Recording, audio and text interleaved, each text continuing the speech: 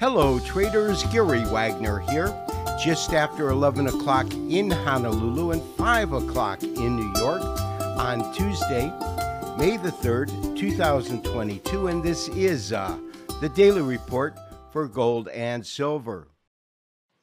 With the FOMC meeting beginning today, yesterday's action in gold, to say the least, was brutal, giving up almost $50. Today we had a slight recovery with June gold futures currently up $4.70 at $1,868.30. It must be noted, though, that today gold traded to a lower low than yesterday and a lower high, resulting in an inside trading day or a candlestick pattern called a bullish harami. We'll address that more as we look at some technical charts.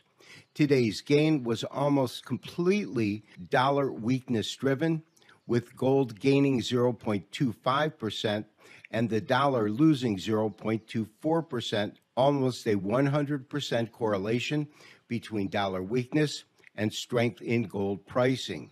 Silver gained very fractionally, up just about 1 cent or 0.05%, with silver futures currently fixed at $22.59.5.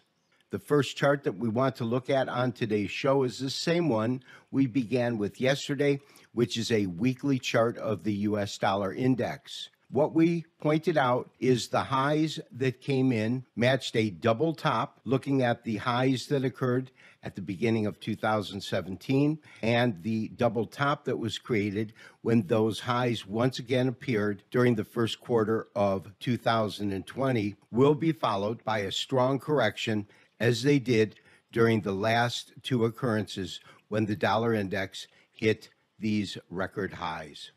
That question can only be answered as time moves forward and we see if this proves to be a level of resistance that the dollar index cannot overcome. However, we can say that if we do see a decline in the value of the dollar, that will have a bullish effect on the price of gold, which takes us to our current analysis of gold and our forecast for where we believe gold could head over the next month. First, we have to acknowledge that gold has declined a dramatic amount from $2,003 to today's low of $1,849 in just over 2 weeks. So the real question becomes whether or not gold will find support at current pricing or drift lower. First of all, on a technical basis, gold does not hit any major support until a band between $1,828 and $1,820. That being said, this recent decline of about 0.5% does match a top that occurred towards the end of January when we do see market forces taking it to this price and this being a price point of resistance. As you know, a price point that has been identified as an area of resistance, if taken out, will then become an area of support, which is why I believe that our best strategy is to remain neutral as the FOMC meeting begins and ends tomorrow with no active trades. This has been Gary Wagner wishing you, as always, good trading.